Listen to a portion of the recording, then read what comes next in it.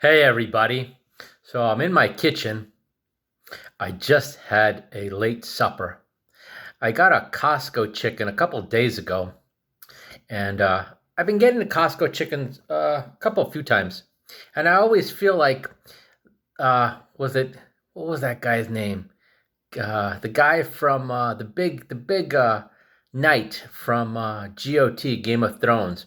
You know when they're in the pub and him and Arya are in the pub and he's like he wants a chicken, but the other guys are telling him no, you can't have a chicken because of various for whatever reasons. Anyways, I always feel like him. Like I just want a chicken, man. Like I think I'll have two chickens. But anyways, so I just had this dinner and supper, late supper, and all I did was I chopped up some of the chicken cold, and I had some Aldi sauerkraut, which unfortunately is pasteurized sauerkraut. Now, it's good in one way and not good in another way. So I think I'm going to be researching or trying to locate some homemade sauerkraut or non-pasteurized sauerkraut. And I'm sure there's places all around here, but it's definitely probably three times more expensive. But I'm gonna see if I can find some because I really want those probiotics. But so this weekend was pretty good. Uh, it's Saturday, so I think Thursday is when I did my 8.3 mile walk, and I'm pretty proud of that. But I'll tell you what, I feel it in my body. You know, I just turned 58 a few days ago. I feel it, and I think that I need to increase my nutrition. So I'm gonna definitely watch what I'm eating. Which I do pretty much all the time, but I do get a little bit sidetracked, especially when I'm snacking and socializing with friends and stuff like that. But it's really important to continue to eat healthy and to continue to learn things because you know things change, and our bodies change, and I just really want to do the best that I can for myself because you know aching and loss of mobility sucks, man. I seen it, and I the other day I was walking from my friend's house over back to my home, and I was thinking about my mom, and I was like, I could not imagine reaching 93 at all. I never imagined that as a child, and today I think of myself, wow, what does it take to get to be that age? Physically, I can't imagine my body could reach that age. Um, and it's not just because of our own way of thinking or our bodies. It's because everything has changed. Life for my parents was much different than it is today. And then I'm not saying that they didn't have a hard life because they definitely did. But there was a lot of things that in the culture that was very different. And one of those things that I find was very different is that people woke up, like my mom was very regimented, all the way up until, weeks before she passed away, where, she ate at the same time, she slept at the same time, she watched television at a regular time. And and one thing that I value very, very much while I was down there is that I participated in her life, and I appreciate a lot of those elements because I grew up with those elements where we would have our supper at the same time. And I think that's really important. Now, I just had supper around 8 p.m. or so, and that really is actually, that's not terrible because I had my main meal in the middle of the day, which is very high fiber, low carb. Well, no, not low carb because it had black beans in it, but no additional carbs, no tortilla, no bread, no rice, and I was satisfied for several hours, 6 to 8 hours almost, I would say. I did take a long nap this evening, which I think is also very important. And that's another thing that I I picked up. No, I didn't pick up, but I valued while I was down in Mexico is that we would have our supper, and then I might go for a walk, which was very important. That was probably one of the key things, is that after you eat, moving, walking, socializing is really good. It's really important. And I think that's one thing that I miss the most down there. I mean, I dated a woman down there, and for health reasons, I think that was probably one of the healthiest, fastest, fastest relationships I ever had. I think we had a good relationship because we talked, and we laughed every single day. And it was like on time, eat supper, walk, 20 minutes, almost a mile or a mile, let's say, and then socialize with my friend who I ended up having like an affair with. And and we laughed every single time. And I think that was really good for my health and for my mental well-being. And I shared that a lot in videos, although I rarely talk about it. We separated because her mom didn't like me, but that's a whole different story. But so health-wise, what I'm seeing now is I'm trying to gather all the positive, the most valuable lessons that I've learned, and I'm sitting at my kitchen table. I eat all my meals at my kitchen table. I should say kitchen tables because I switch my tables like every few months or so. So, um, I'm taking all these lessons and I'm trying to apply them so that I can live a healthier life. And I share the things that I learned because I know a lot of people are out there struggling and they have questions. And most of the stuff that I do is very simple. It's very common sense. It's not complicated, and it doesn't cost you any additional money. So, a couple other thoughts I had. All right, so this uh, Bunny Rabbit, or what's his name? Bad Bunny, and the Super Bowl. Now, I have daily 40 to 50 ads, reels, memes, stories about Bad Bunny. And all I really have to say is that is the way the media manipulates us because it's trying to get us to, it's triggering us. And I see just the faces that are posted on there and their scowls, and people, and the memes say, oh, and so spoke up and totally is against this and it's anti-American and all this shit. It's there to trigger us, folks, man. So I just fly by it. I did comment once, and I might not have even posted it, and that is that the people that travel, one of the biggest travelers to these Latin destinations that play music, reggaeton, salsa, bachata, all the Latin music, is Cancun, Los Cabos, Dominican Republic, Cuba, and Puerto Rico, Panama and Costa Rica, Nicaragua. Huge destinations for American travelers, massive amount.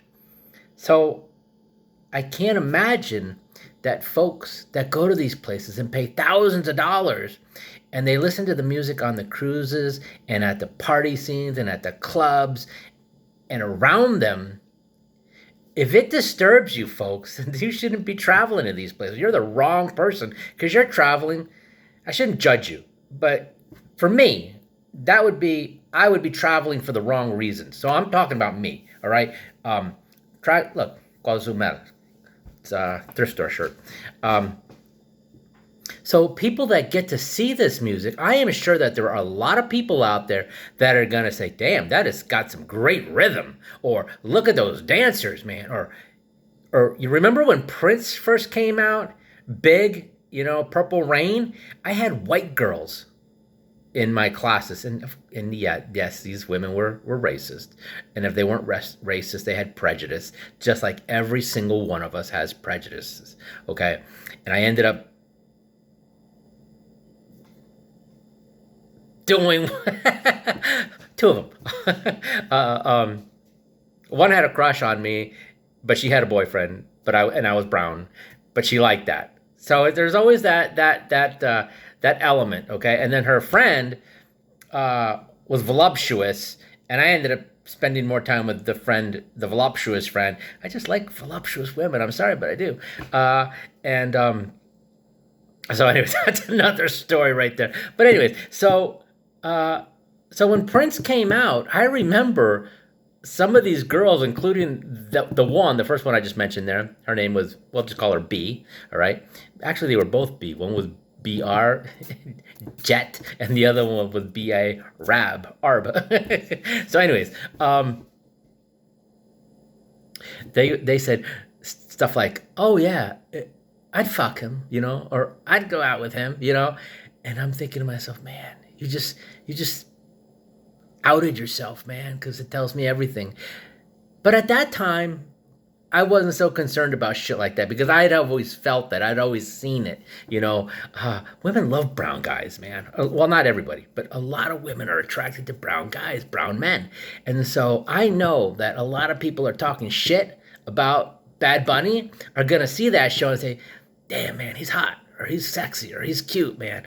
And I find a lot of humor in this. But folks, it is the media that is trying to manipulate us, okay? Remember that. Don't get so triggered all the time.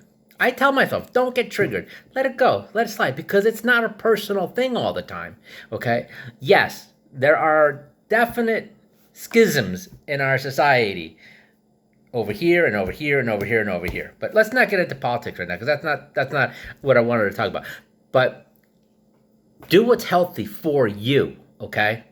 Do what's healthy for you, because really, in the end, that's all that really matters. You got to take care of yourself. All right, so let me tell you about another thing I had. So I had did I tell you about my chicken salad, the Costco chicken salad? Okay, so the Costco chicken salad was with the Aldi sauerkraut. Just no added seasonings, nothing. Just cold sauerkraut, cold chicken, mixed it up. Fabulous, man. Absolutely fabulous. Low carb, no carb, actually.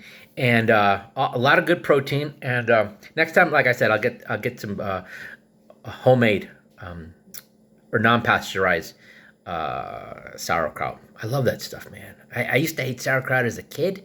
It was scary. I was like, shit, that doesn't look like it belongs on a taco. But now that I think about it, see, I'm not eating tortillas, man. And I'm so fucking Mexican, yet I don't eat tortillas. And I love tortillas. But the reality is that the tortillas that I get down in Mexico from hand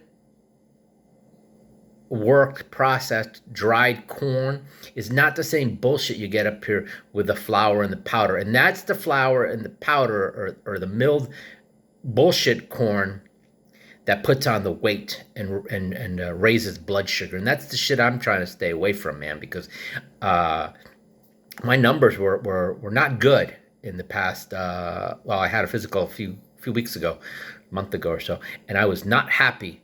And so I'm responsible for me.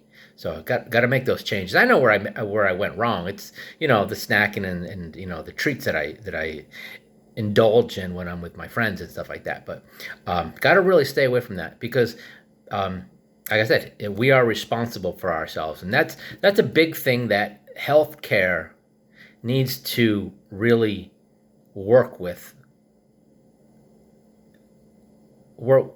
us.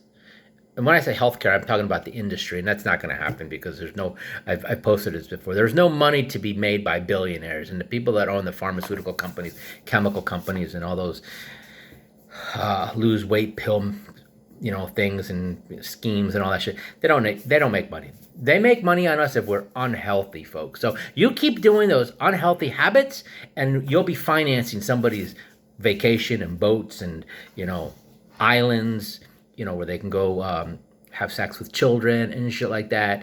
And that's the biggest problem that we have, folks. It's not a division between you think differently than I do, or, you live down in a different state than I do. But if we bring together the things that actually hold us, or that we have in common, such as we want to live healthy, we want to drink good water, we want a safe place, we want affordable homes to live in, we want our children, your children, to interact with their kids and have a fun life and do things that are fun and creative and inspirational and challenging, and helps them learn and grow healthily, if that's a word, healthily. Um, and people want good jobs, and they want to work, and they want to feel proud of themselves and their family and what they've done, and those are the things that bring us together. And that's what I won't even say government. It's greedy people. Greedy people do not want us to wake up and say, hey, wait a second. You're not the problem. That little guy over there is not the problem. He's just trying to raise his family. He's just trying to survive. It's that guy over there that owns our everything, our media, our food supply, our pharmaceutical supply, our health care. There used to be, 100 years ago, 50 stores in my neighborhood. Now there's 0, and just one big gigantic store not too far away from here. That's just, a quick example. And that big corporation is the one that controls everything, pretty much. But anyways, once again, I always get into this politics stuff, and I try not to do that, but it just happens that way. But anyway, so let me talk to you about what I drank for hold on a second. So I make my own cold brew, and then I pass it through the NutriBullet. And on this occasion, I had a little bit of evaporated milk, so I added some evaporated milk. Oh, there's chia on the bottom.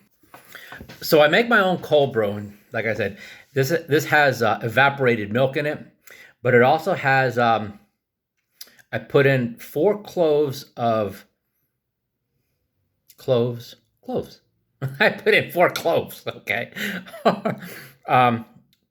Tablespoon of chia, 2 teaspoons of organic cane sugar, and some cinnamon.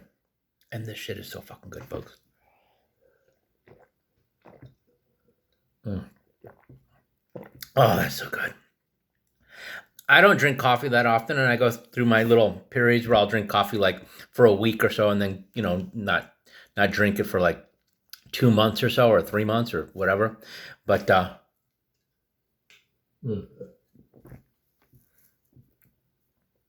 that's almost like dessert. Not real sweet, but it's significantly sweet. I mean, that was probably close to a quart of coffee with the foam, because it gets all foamed up and shit like that.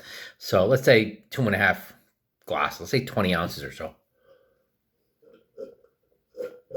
But I'm going to be reading a little bit. I got a John Grisham book, and it's called Gray Mountain. And I mentioned this the other day, but I really like his story and his characters. They're simple, and if I can remember the name of the characters, like if you were to ask me right now, hey, so who's this in the story, I could tell you, which is pretty good, because oftentimes it's like, oh shit, there's too many freaking characters, and I don't know who's who and where, it's too much. Anne Rice drove me nuts with her story, The Witches of the Mayfair Witches, because there were so many freaking characters, and it would go back and forth, 1800s, 1900s, or whatever, and that was really too much for me. But wonderful book. I love Anne Rice, and I might pick up another one of her books, but it's not that likely because I don't read a lot. But the John Grisham books are easy reads for me, and I enjoy them. And so I did buy a second book called The Last Juror yesterday at the thrift store. In fact, I think I got it right here. I do, right here. Okay. The Last Juror. Okay, it's backwards. But I like reading real books. Like, I know there's this whole thing about, you can read them on your tablet and shit like that, and this has been going on for 20 years or so. But there's something about the paper, and I like to touch the book. I'm very tactile, so I like to touch the book. So the Last Juror will be my next book. Now I'm going to go upstairs right now in a little bit, and maybe read a few more chapters. I'm up to about chapter 9 on my 4th day of reading. I'm a slow reader, and I get distracted, and and I fall asleep sometimes. And I had a gummy the other day. Oh my god, let me tell you about the gummy. All right, last night. Okay, so I had a gummy and a half, 7.25 milligrams, more or less. Okay, or 7.5 milligrams. I didn't realize how high I was until I found myself last night fucking tearing apart that Costco chicken. And when I looked down, all I saw were these freaking two drumsticks, and I was like, holy fuck, I feel like a damn raccoon or an opossum, in the middle of the road, or a crow eating, carcass and shit. And I looked down, and then I almost started to get grossed out. I was like, oh shit, this is how people become vegan and shit, They get terrified, or like, what the hell am I doing? And then I realized, oh fuck, that's a 7.5 grams of THC. Folks, I enjoy making these videos. If you listen to these and you have fun listening to them, stick around, because, I just try to be real, man. I'm not trying to be somebody I'm not. I'm so me, and I like being me and who I've become. Look at that big gun, man. I'm getting some guns, aren't I, man? Yeah, right. I'm shrinking. Fuck. Gotta go.